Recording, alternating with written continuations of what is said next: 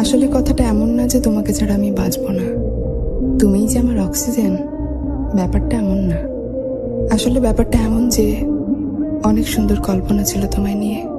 তুমি থাকলে জীবনটা আরো সুন্দর হতো। তুমি আমার হয়েও আমার হলে না, মায়া রেখে গেলে। আজও ভুলতে পারলাম না তোমায়, ভীষণ কাছে এসেও হারিয়ে গেলে তুমি।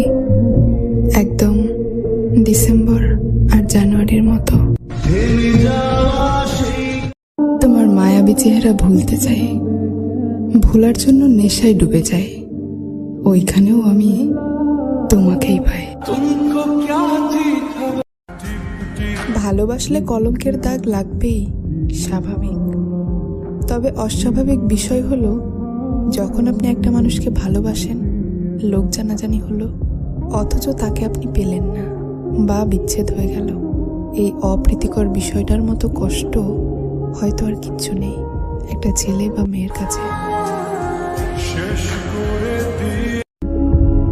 আমার এক আকাশ পরিমাণ ভালোবাসাও যখন তোমার হৃদয় স্পর্শ করতে পারেনি, তাহলে প্রিয় মেনে নিলাম আমি কখনোই তোমাকে ভালোবাসিনি।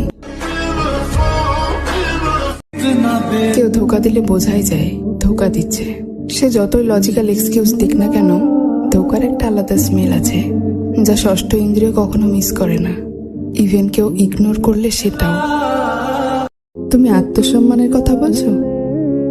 আমি আজও ওর একটা মেসেজ পেলে নিজে থেকে 10টা মেসেজ করে দিই। অভিযোগ অভিমানগুলোকে ভুলে আবারও তাকে আপন করে নিই। একজন রাগী মানুষকে তুমি শুধু রাগের সময় ছাড় দিয়ে দিও, রাগ শেষ হয়ে গেলে দেখবে তার থেকে তুমি এমন ভালোবাসা পাবে যে ভালোবাসা দুনিয়ার কোনো শান্ত মেজাজের মানুষ দিতে পারবে না। একটা কথা সব সময় মনে রেখো, অতিরিক্ত রাগী মানুষের ভালোবাসা অতিরিক্ত, তাদের অনুভূতিটা জনে জনে আসে না। যে পুরুষের কাছে নারী ভালোবাসা শেখে, যার জন্য চোখের অশ্রু ফেলে, রাত জাগে, যার কথা ভেবে রোজ বউ সাজতে ইচ্ছা হয়, যাকে পৃথিবীর সবচেয়ে সুন্দর পুরুষ বলে মনে হয়, নারী সেই পুরুষকে পায় না।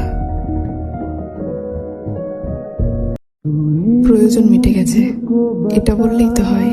এত অজুহাত দেখিয়ে দোষ ভুল খোঁজার কি আছে? এক পুরুষে আসক্ত থেকে ওই পুরুষকে পাওয়ার জন্য রোজ পাগলের মতো কান্না করার যে আনন্দটা, সেটা সব নারী উপভোগ করতে পারে না। পুরুষ মানুষের ভালোবাসা ভয়ঙ্কর, আর নারীর ভয়ঙ্কর ঘৃণা। পুরুষ মানুষ সহজে কাউকে ভালোবাসে না, আর নারী সহজে কাউকে ঘৃণা করতে পারে না। পুরুষ মানুষের ভালোবাসা হচ্ছে গুপ্ত খাজানার মতো, যে নারী পায় সে ভাগ্যবতী। আর নারীর ঘৃণা হচ্ছে সামুদ্রিক ঝড়ের মতো, সহজে আসে না, কিন্তু যখন আসে তখন পুরো কায়নাত লন্ডভন্ড করে দেয়। তুমি চলে যাবার আগের মুহূর্তগুলোতে আমি বুঝতে পেরেছিলাম আমাদের সম্পর্কের গিটটা একদম হালকা হয়ে গেছে। আমি নীরব ছিলাম, প্রতিবাদ করিনি। কেন করিনি জানো?